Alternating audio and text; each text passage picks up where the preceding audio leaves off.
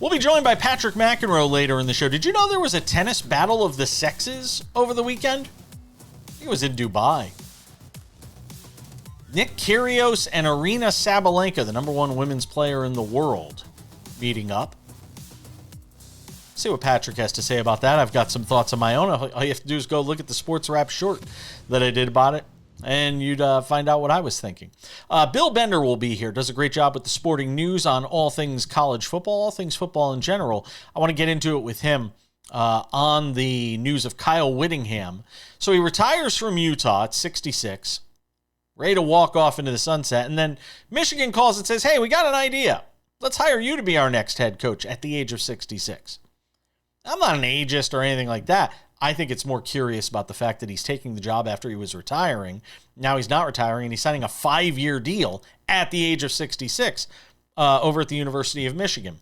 Bill Bender will be here to talk about that. Also preview Miami and Ohio State, the first quarterfinal of the college football playoff. That takes place on New Year's Eve. Sam Yarnell is here as well. We'll get into all the NFL stuff with him. And the NFL is where we begin things with the big story. And the big story in the NFL this weekend was the fact that, some of this murky, muddy playoff picture has cleared itself up some, but some of it has not.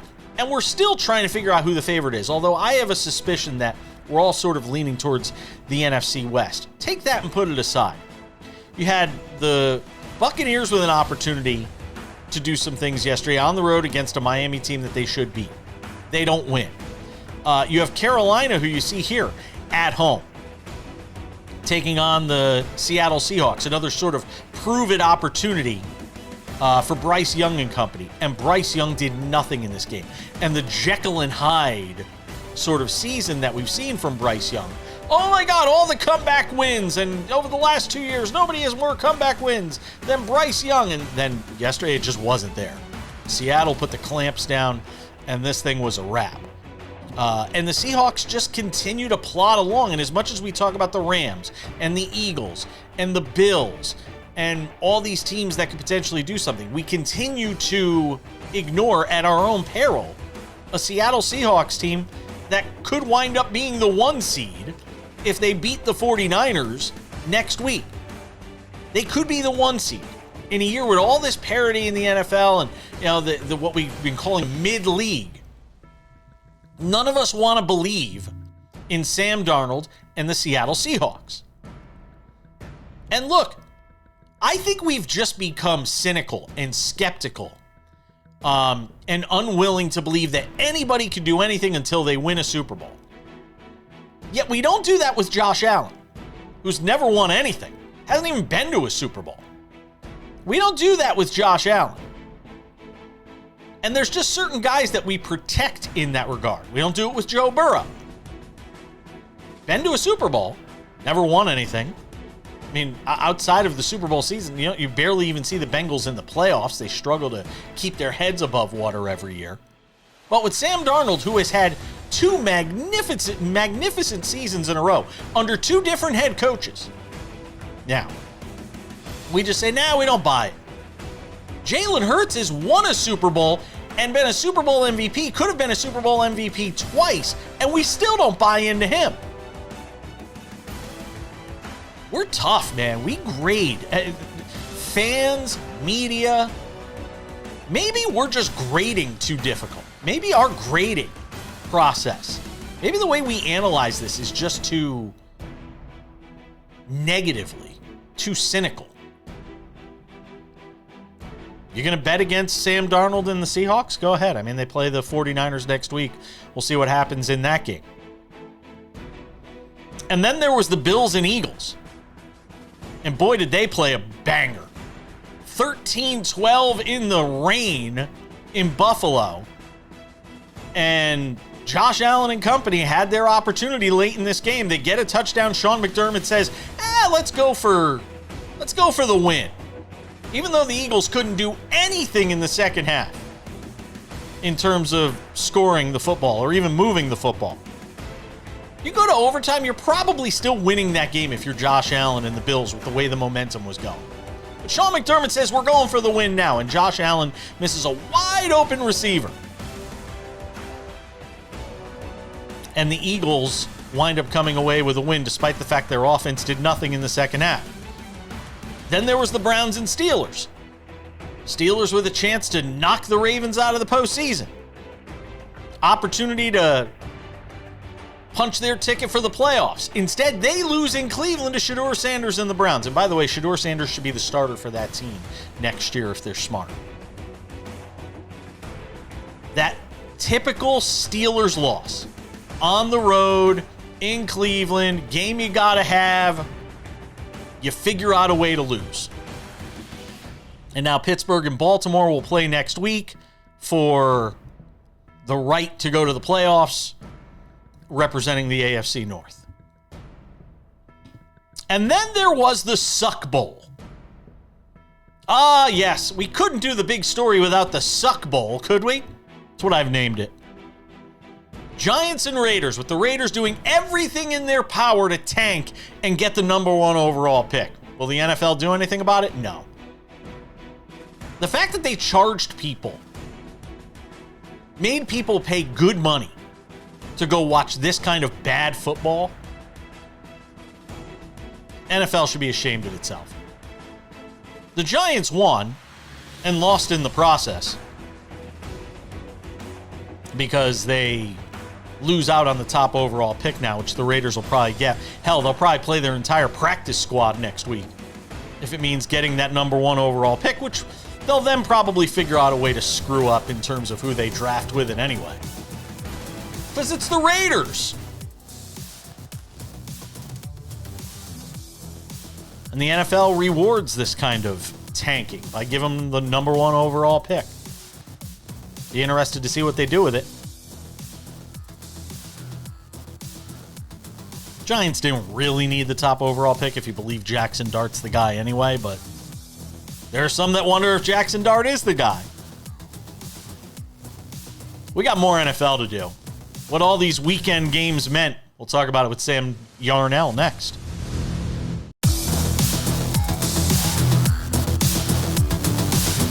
Let's take it to segment 2 on this Monday edition of the show after the holiday weekend. Almost forgot what this guy looks like. Never mind. I didn't forget. Looks just the same. Sam Yarnell is here. How was your Christmas? Uneventful, honestly. Lots of football, Jason. Somebody gave me a shirt that said, most likely to watch all the football games. So, yeah, that's how my Christmas was. Jesus. Really? Gag shirts like that? People still give out things like that? God. It almost makes me glad I don't gift exchange with anybody these days. Nothing like a good stocking stuffer. I get baseball cards and my husband gets me baseball cards and basketball cards. That's what I was doing for Christmas, just opening up cards. And I still can't get a Cooper Flag card, no matter what. For love of money, I cannot get a Cooper Flag card. Tons of Con Apple. Can't get Cooper Flag. So let's talk a bit about these couple of these games yesterday that have set us up for, and we talked about it in the big story, what's going to set us up for some major Week 18 showdowns. And look, I've been thinking about this, watching these games yesterday, and I'm still trying to come up with, this whole year, it feels like we've been bouncing around from who's a favorite, who's not a favorite, who's the team to beat, who isn't the team to beat, and it seems there is no consensus. And I keep landing in the NFC West with the Rams, the 49ers, the Seahawks, and I know everybody's scared of Sam Darnold and this old thing of, you haven't done it until you've done it, and all of that stuff is fine. But sometimes I think it's us, that we're just grading these guys too harshly.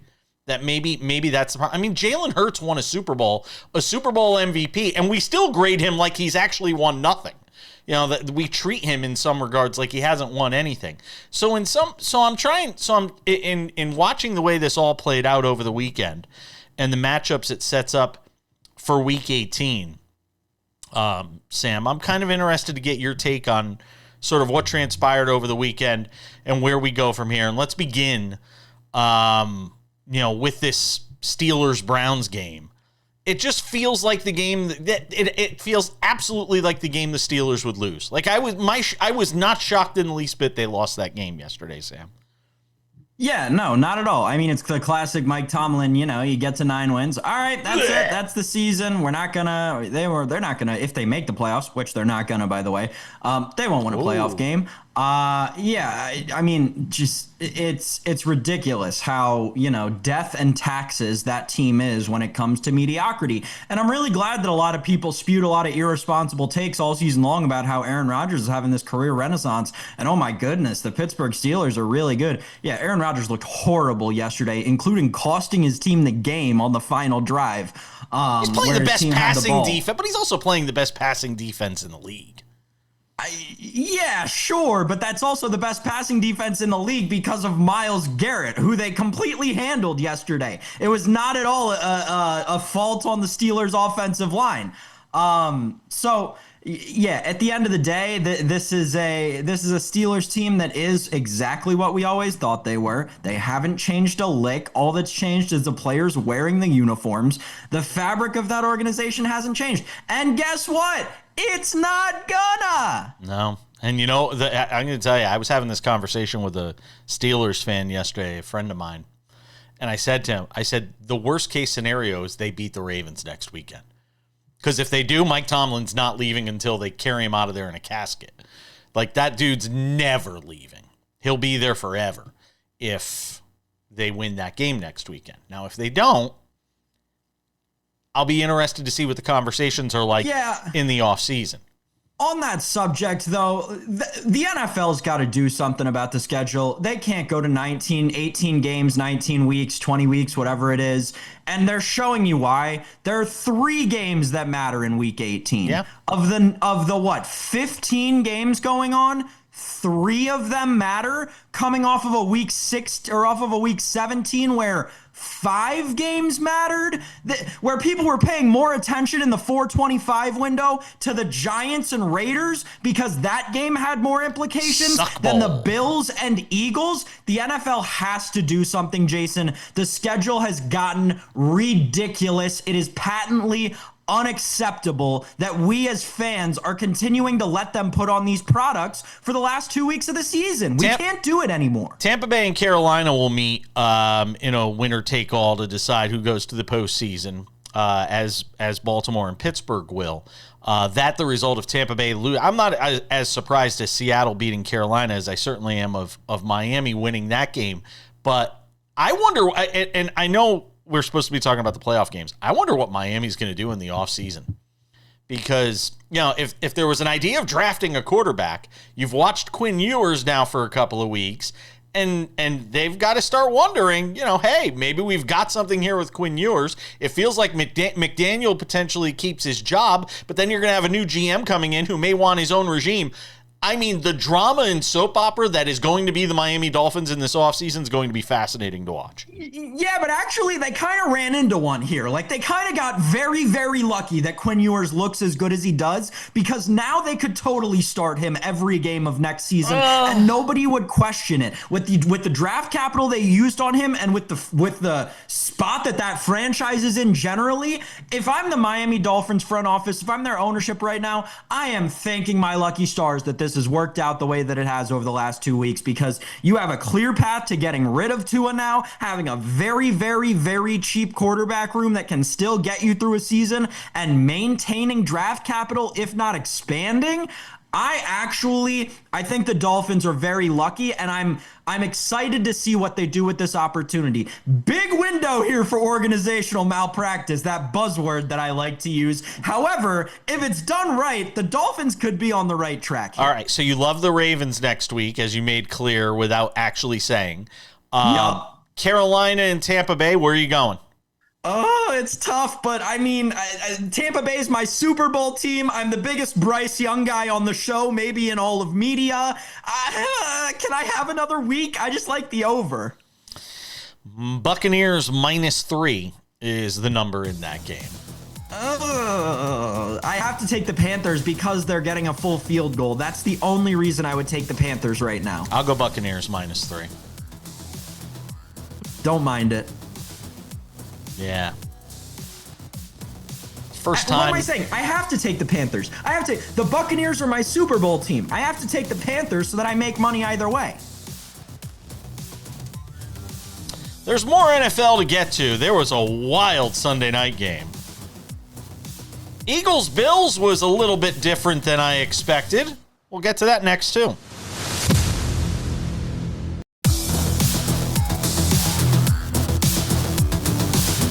Thanks for being with us. Coming up in 10 minutes, Bill Bender of the Sporting News talks college football. Still to come later in the show, Patrick McEnroe. There was a battle of the sexes in tennis this weekend, and I didn't even know. What a farce perpetrated on the sports viewing public. Sam Yarnell wasn't subject to it, so wasn't subjected to it, I should say. So he didn't miss anything. Let's talk some more football, Sam, and a couple of games I want to get into. And again, things that set up big matchups next weekend. The Niners-Bears, boy, what a banger that turned out to be. And I mean, look, we thought it'd be high scoring. I don't know if we thought it would be, 7-7, 14-14, 21-21, 28-28, 35-35, whatever the hell it turned out to be throughout the game, as Mike Tirico wanted to remind us over and over again. But what a game between those two teams. And look, I mean, there's a possibility you see these two teams match up again in the postseason, depending on the way things break down. The one thing that stood out to me, and I mentioned this in the big story, again, and it's something I said, I think I said it last week on the show. For all the talk about the Niners injuries and everything, the one guy they can't afford to lose is Christian McCaffrey. And you saw that in the second half of the game when he started to wear down. And all of a sudden, he wasn't the same Christian McCaffrey for parts of that second half. The Niners offense struggled a little bit. Then they get him for that final drive. He makes a couple of big plays in that final drive. That one swing pass that they throw out in the flat, and he gets 13 or 14 yards is sort of a catalyst in that, what turns out to be the game-winning drive, Sam. But thoughts on that Niners-Bears game? And boy, I mean, Caleb Williams showed up. I mean, it was just a fantastic football game to watch. Yeah, I hope we get to see it again in the playoffs, right? It was a lot of fun to watch. It was one of those games that was just, I don't know who was expecting it to be, but if you were, you definitely lived up to every expectation that you had. On the McCaffrey thing, I think it's very interesting, Jason, from a fantasy football perspective. A lot of people were talking about this yesterday. It's the first time in, a very long time. I don't remember exactly how many years. Christian McCaffrey played an entire fantasy football season. He did not miss a single game in terms of his fantasy football season, which leads me to ask you the question, Jason. Not a fantasy question at all, but like, at this age, doing what he's still doing at this point in his career, where does Christian McCaffrey rank in terms of NFL running backs right now? There are great names on that list: Jahmyr Gibbs, Bijan Robinson, Jonathan Taylor. Where does Christian McCaffrey rank to you? I don't know where he ranks, but I know where he ranks in terms of value to all of those different teams. I think he's the most valuable running back. Who's more valuable to their team at that position than Christian McCaffrey? I can't come up with an answer, and dead air doesn't sound good on television or in a podcast. Jonathan Taylor would have the best argument, right? Jonathan Taylor was in MVP conversations, right? For setting 7 records. games, 8 Jonathan games, Taylor was backpacking Daniel Jones to a freaking NFC South potential championship South, until his leg fell apart. But I'll still go Christian McCaffrey. But I'll point it back at you and ask you this: did he get too many carries this year? Is he going to have enough gas in the tank to get across the finish line if this team has to make a lengthy run? If they're not a 1 seed and you add another game to the schedule, that's what I'm wondering. I don't know if he's got enough gas in the tank to get across the finish line, Sam. I could easily see him breaking down here in the playoffs in a spot where they're going to need him, because that is a team that needs him. And that's my big question is whether or not he gets across the finish line. Real quick, because I want to get to the Bills. It's the most carries of his career, right? For a back who, for the large part of the season, we thought of as a receiving back. It's the third most receptions of his career in a single season, right? So there's definitely something there. He's top 3 for me for sure. I don't know if I'd put him number 1. I'll also say this on the Bears. Luther Burden, going to be a star. Dog. DeAndre Swift having a great season. Colston Loveland showing out. Menengai is a rookie of the year candidate. I mean, the Bears are in a good position going into the postseason.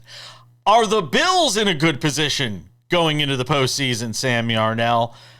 This loss against the Eagles, you had fans booing up there in Buffalo at some of the play calling. Josh Allen misses a wide open receiver. Sean McDermott making decisions that have some people questioning, what he's thinking, not sending the game to overtime when the Eagles can't do anything offensively in the second half of that game. Where are you as Bills fan number 1 on this show? Where are you coming out of a tough loss against the Eagles? Yeah, well, I think, first of all, a lot of the booing was from Eagles fans towards Nick Sirianni, right? They're large contingent of Eagles fans calling for Nick Sirianni's job after a win. Get to that in a second.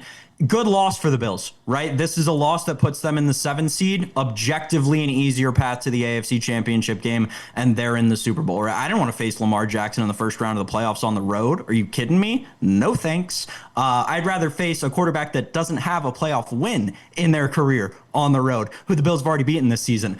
Yeah, so again, there was an argument, and the Bills knew this going into this game because of the 1 o'clock results. There was an argument to be made that a loss was more valuable than a win for playoff seeding. On the Eagles side, I mean, I understand Eagles fans. I get it. Jalen Hurts is the first quarterback in the play-by-play era, that is since they started keeping stats, for those of you keeping track at home, to go 0 for 7 or worse in multiple halves of football. He's the first one to ever do it. Panic button has to be on the table. As bad as Josh Allen played, he was somehow the better quarterback in this game. That was crazy out of the Philadelphia Eagles in a game the Bills rightfully should have been trying to lose. How did the Eagles come away with a win? I don't understand it. I don't know. If I'm an Eagles fan, I do not feel good about this team going into the playoffs right now. They just got shut down by one of arguably the worst defenses of the first 8 weeks of football in the NFL this season. I don't feel great about the Eagles in a loaded NFC. The Bills are talent-wise still one of the best teams in the AFC. They don't need to worry. Wow, that is not just glass half full. That's like filling up the whole thing. That is woo optimism out there from Sam Yarnell. That is a lot of optimism coming off that kind of loss. A lot of optimism. That was not what I heard on the Fox post game, where they were just destroying Sean McDermott for about 10 minutes. A lot of optimism. Congratulations to me. I'm smarter than Terry Bradshaw.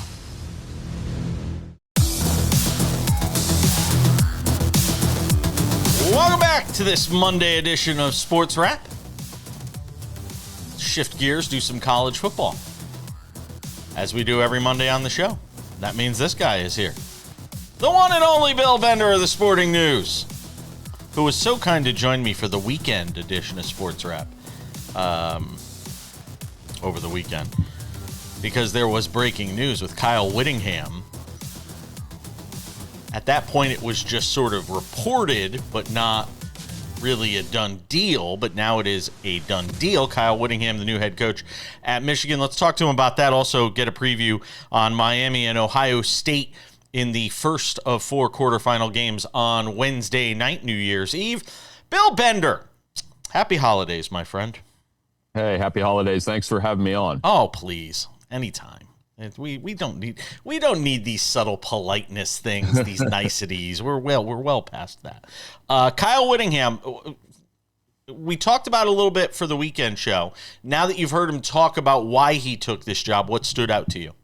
I just think it's the opportunity to get to the college football playoff, and perhaps, I don't know if Michigan will be national championship caliber in the next 5 to 6 years, but he's a coach that had opportunities at Utah, and they were always fighting for respect. When you go 10-2 at Michigan, you get the benefit of the doubt. You end up in the college football playoff, and he has a ton of experience. I think he'll bring a physicality to that defense, and I know that's a cliche, but you watch his teams play over the years, they're not an easy out, and I don't think Michigan will be either. Is it the grown-ups just being back in the room too?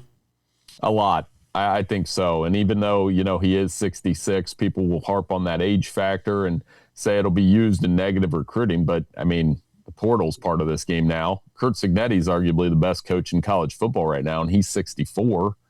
Nick Saban was that was toward the end of his career, where we were talking about his age. But I think Kyle Whittingham, this is a good challenge for him. And his time at Utah expired one way or the other. And it sounds like that was not a short-term breakup. You know what I mean? Yeah. Sam, I see Sam's facial expressions tell me something is coming. Well, I get it, Bill. I understand that it's a step up for Kyle Whittingham personally, but I still can't wrap my head around this entire situation. Why would Kyle Whittingham announce his retirement? Okay, all well and good. You're retired. You're 66 years old, like you said. Makes sense. Enjoy, right? Enjoy the rest of your life. Live out, doing whatever you want. Instead, he comes back, signs a 5-year contract that will take him through his age 71 season to be the not even top 20th highest paid coach in college football. Make it make sense, Bill. I think Michigan made it make sense for him. Hey, just come coach here. And like I said, for these guys are competitors. They're wired like that.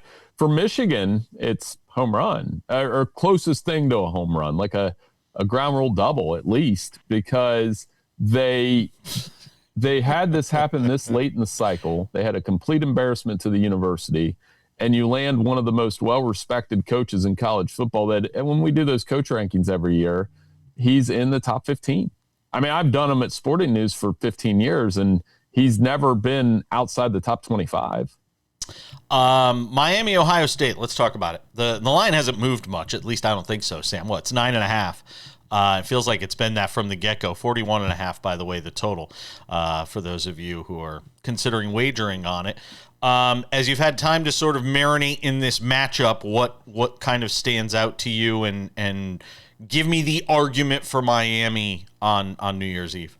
Well, the undercurrent is Miami's defensive line is going to dominate this game, and offensively, they should be able to run the football a little bit. But I just think we're undervaluing Ohio State so much in this matchup, a team that hasn't allowed more than 16 points in a game, a team that if they get it blocked and you give Julian Sayin time, he's going to find Carnell Tate and Jeremiah Smith. I know we're going to have a lot of nostalgia about the 2003 BCS championship game. I've got a couple pieces coming up on that later this week. But, I just think this is a matchup that the Buckeyes are built to win. And Miami will hang around, but I got it around 31-14 Ohio State. So you're saying comfortable cover. Enough. Like maybe, it's 9.5, so I think they'll win by double digits and maybe 14 to 17 points. One of my friends was like 27-13. Also would make sense. This is a very good Miami defense, though. And Julian Sayin against Texas, Michigan, Indiana, the numbers aren't out of this world. So I guess that's the case you're looking for. Sam, go ahead. Bill, from a draft perspective with this game, assuming it is the end of Miami season, because I'm in the same boat as you, I do think Ohio State wipes the floor with them to an extent. What does it mean for Miami looking back on this season? Do they consider it a success? What is Mario Cristobal's future like there? And what does it do for a lot of players who are leaving this team? Ruben Bain, Carson Beck.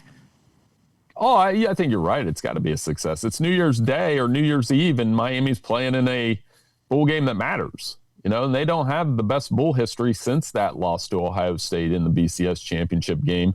So, for Bain, it's an opportunity to flash, and I've made the case that he could be the number one pick in the NFL draft. I don't know that he will be that number one pick. And then Carson Beck, works into a day 2. I don't know if he'll get in the first round, Sam. I just don't see it. But with him, this late season stretch since the SMU loss, he hasn't turned the ball over, and it's been pretty good. If the Giants had that top overall pick, Bane could have been the pick. Oh, I thought so too. I mean, there are opinions vary, but Yeah. I think Bane is a guy that could be the number 1 pick if he has a good combine, good game here. Even if it's the Raiders, though, and you need a quarterback, I don't know. Right. That's just, again, the Raiders can screw up a ham sandwich, so. We got more to do. Thanks, Bill. Always appreciate it, my friend. Bill will be back with us on Wednesday to preview the other games as well. We're coming back with more Sports Wrap.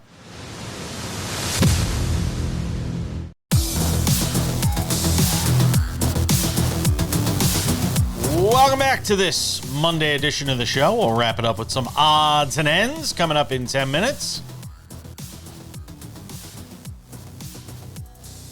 Kawhi Leonard, a career night for the streaking Los Angeles Clippers. I laugh because even though they're streaking, they have 10 wins on the season. We'll get to it, though. There's a Monday Night Football game in Atlanta tonight between the Falcons and Rams. We'll get into that as well. Doesn't really mean much. I guess if you're Kirk Cousins, it means something because you're trying to prove you could still be a starter in the league. So there is that. So we'll see what happens there. So Sam will rejoin us for that. We were slated to be joined in this segment today by Patrick McEnroe. We had teased it throughout the show. Patrick McEnroe had something come up. He is unavailable. But that's okay. We will proceed. We will move on, and we'll get Patrick on another day for sure.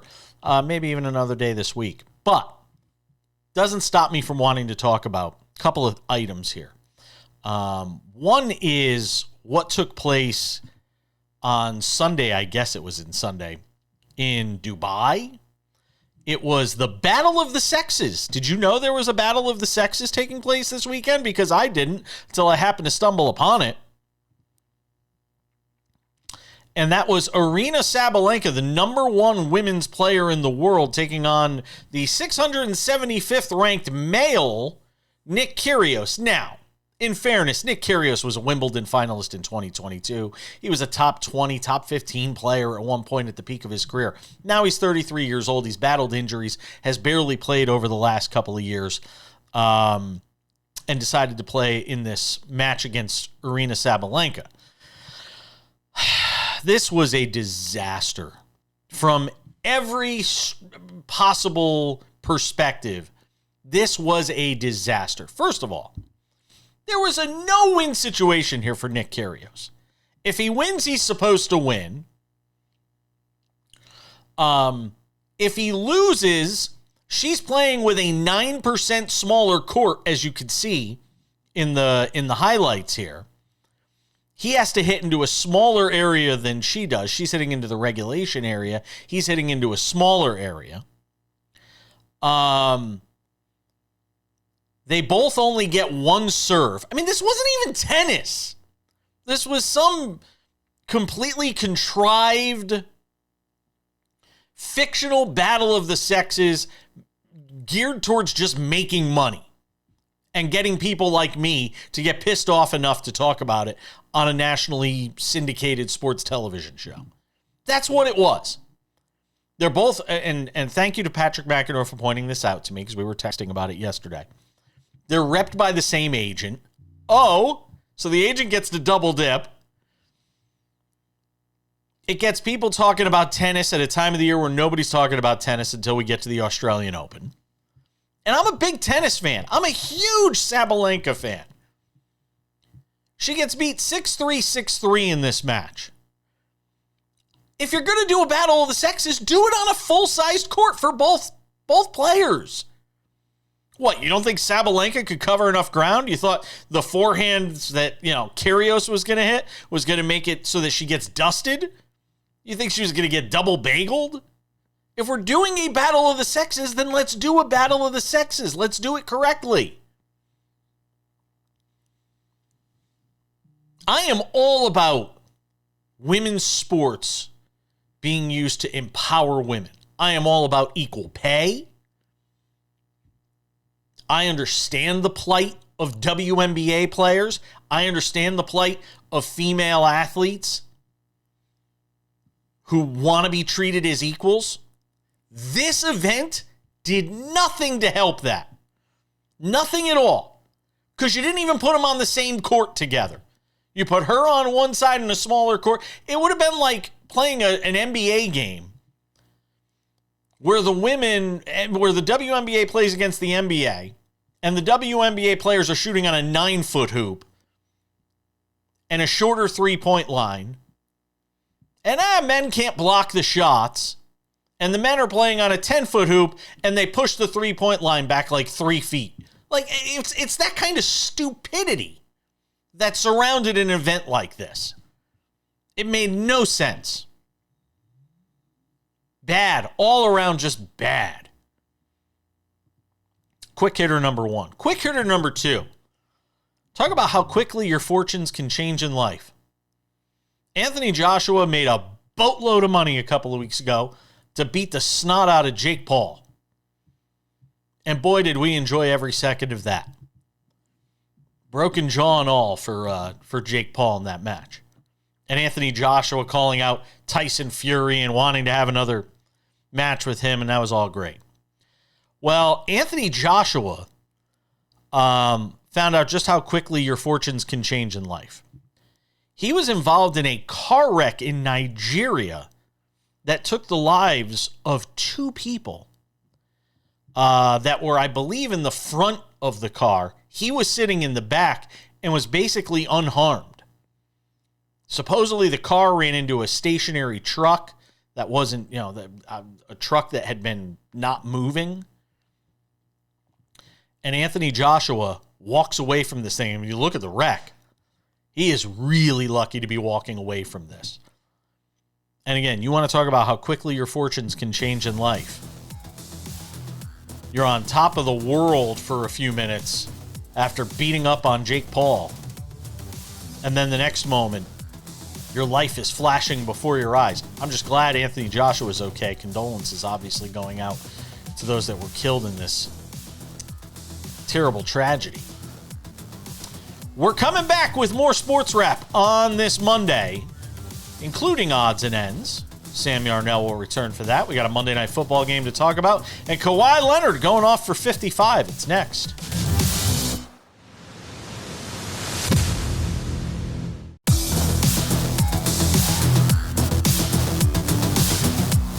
Just about time to put the wraps on this baby for a Monday. Programming note, we are off again on Thursday and Friday this week, New Year's Day and the day after. You will get the Sports Wrap Best of 2025 year-end show. 2 episodes because it's that big. Looking forward to bringing you that, in case you missed it last week.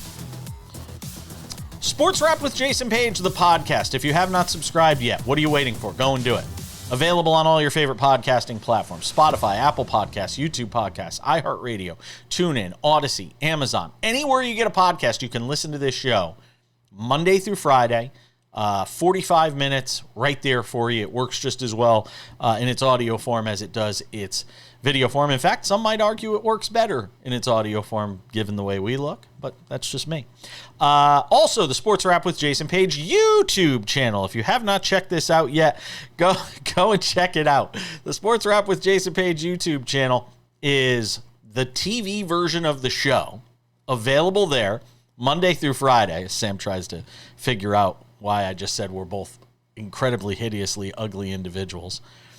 I know. Yeah, it's okay. Come on, let it out. Get it out. Get it off your chest. You gonna feel better? You wait. One day you're gonna... No, it's just This is your future.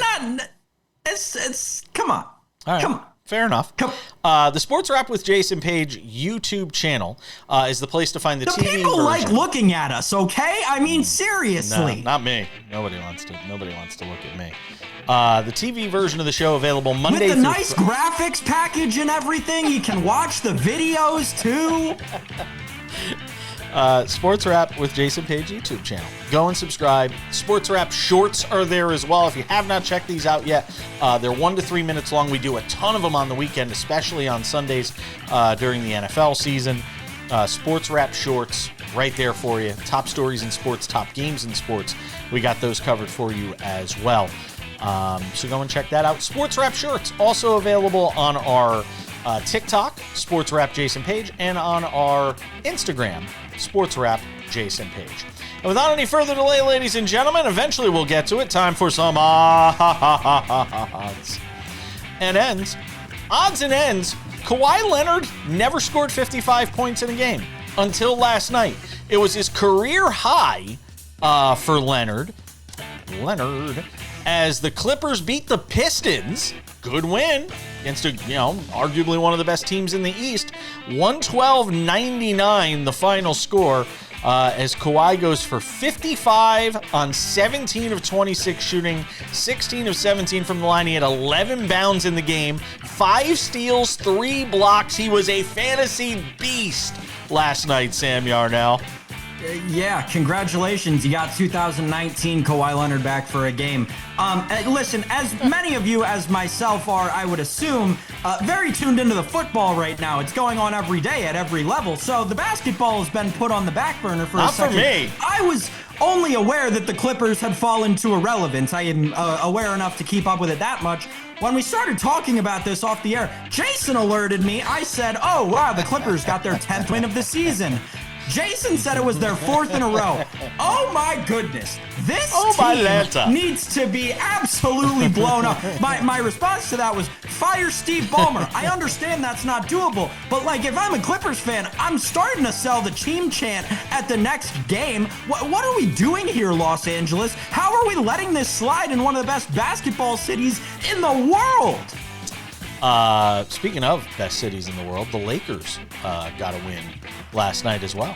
125-101. Meanwhile, the Clippers are still 3.5 games out of the last play-in spot, occupied by the freaking Trailblazers. Their head coach is federally indicted. Indicted! Lakers win 125-101, by the way. And the big news there is that they only gave up 101 points instead of the 130 they've been giving up recently. Monday Night Football, we got the Rams and the Falcons meeting up in Atlanta as Kirk Cousins continues his where am I going to find somebody to give me a job next season.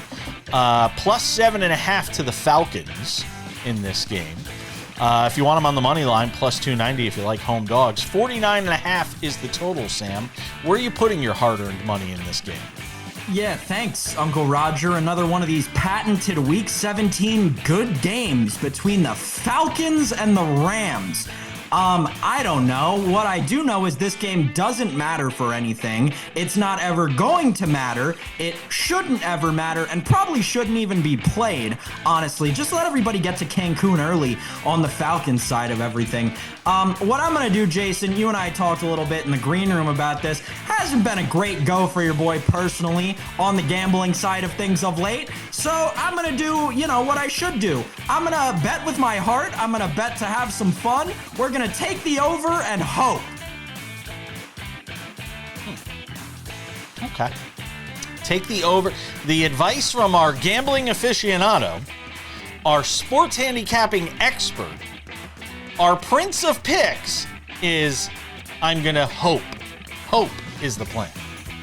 Hope is sometimes the best plan. Wow. I've got nothing for that. Except to tell people, spend your money cautiously when it comes to this game tonight. That would be my word of advice.